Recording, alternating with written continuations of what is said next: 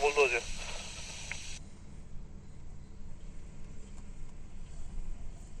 Auzi, colegii, colegul cu 10, care mai era acolo, în așteptare. Asta, gata. Colegul, spune. O bascule de la Nea Florin Balan să vină la groapa din Brumul de sub pod, să cărăm pământ la buldozer.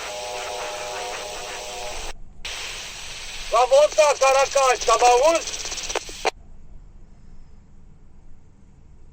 Nea Florin, te auzi? Rebasculele acum să vin la Monta Caracaș, să duc toate la Caterpilar. Mă duc în bază, iau un cilindru, ți-l pun la carregața și îl aduc încoace cu ceva. Da, Nea Florin, da.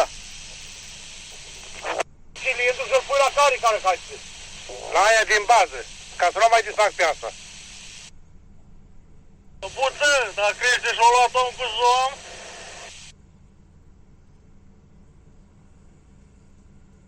De aici unde mergem?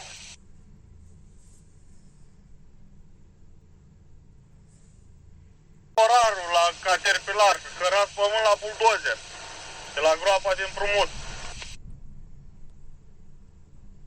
Din 4 basculi, unii fugi, mă vină încoace, zătele.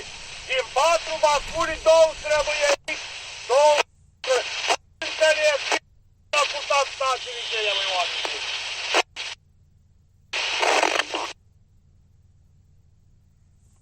Ia-i la pulă, Nea Florin. Public la cașă ca să o montez, sau să o demontez, atunci am plecat tot la Caterpilar. Ia-i la pulă, Petru, Nea Florin, fii rău. Înțeleg. Unul nu stă niciunul.